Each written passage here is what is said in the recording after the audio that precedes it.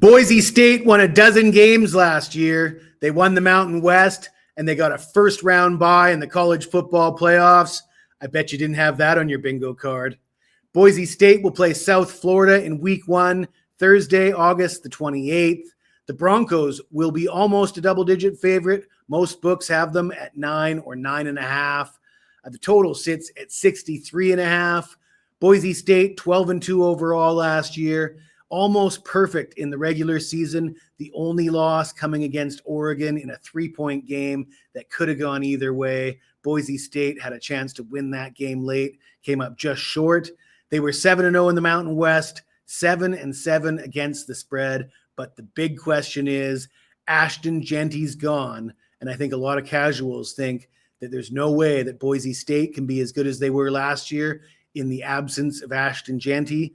Well, I've got a bit of a controversial opinion. I think Boise State can be just as good or better.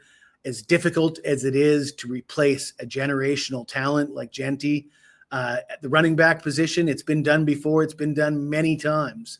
I'll give you an example. Back in 2016, Christian McCaffrey's last season at Stanford, and as far as generational talent at the running back position goes, I think McCaffrey certainly fits that bill. McCaffrey ran for 603 yards in 2016. The following season, Bryce Love comes in, runs for 2,118 yards. Of course, Bryce Love did not become the generational talent that Christian McCaffrey was, but for that one season, over 2,000 yards, he was certainly an adequate replacement.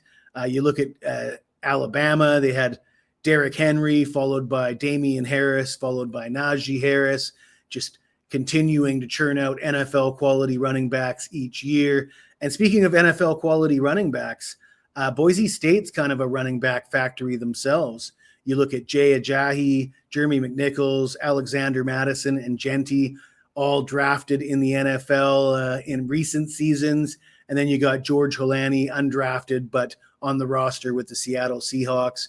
That's some pretty solid running backs over the last decade at Boise State.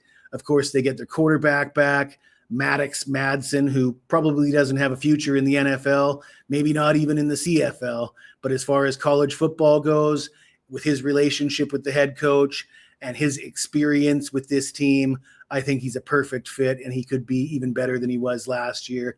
A guy that can certainly get you over the line on a 4th and short, a guy that can lead by example, a guy that has the respect of his teammates, playing behind one of the best offensive lines in the Mountain West, 6 starters back on a defense that was quite good last year, one of the top defenses in the conference. Yeah, I think Boise State has a chance to be as good or better in 2025. But before we talk about South Florida, let me tell you about a promotion we have available right now at Wagertalk.com. For a limited time, you can get the CFL, the entire season, absolutely free with the purchase of my all-access NFL and college football full season package. That's priced at $777.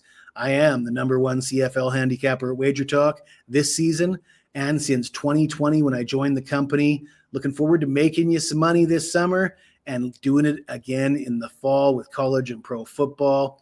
As always, no purchase necessary. You're more than welcome to tune in just for the free picks. Only thing I ask from you is that you take the time to smash that like button.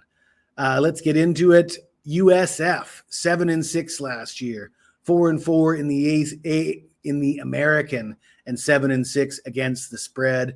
I've seen a lot of the Locked On Bulls podcasts talking about how Byron Brown's coming back and he only played 5 games last year and they would have been so much better if he played the full season. And I don't know if I'm buying that, to be honest with you. He played 5 games and they didn't look very good in those 5 games. They got blown out by Miami. They got blown out by Tulane. And yeah, they got some wins against some lower tier teams in their own conference. But I don't like the offense that head coach Alex Galesh has been running. They don't possess the ball for long enough. That puts more pressure on their defense. Their defense ends up on the field a lot. And you'd have to think this is a recipe for disaster against a Boise State team that can control the clock, run the ball. And the way that South Florida plays offense, if they're not marching up and down the field and scoring, and they're handing the ball back to Boise State, their defense is going to be on the field an awful lot. There's talk of South Florida joining the Big Ten, and I'm not 100% sure they're actually ready for big boy football at this point. If they are going to join the Big Ten, they probably want to look at getting a new offensive coordinator and a new head coach, in my opinion. And I'm not going to make any friends with USF fans, that's for sure. But that's okay, because we're picking the Boise State Broncos minus the 9 points.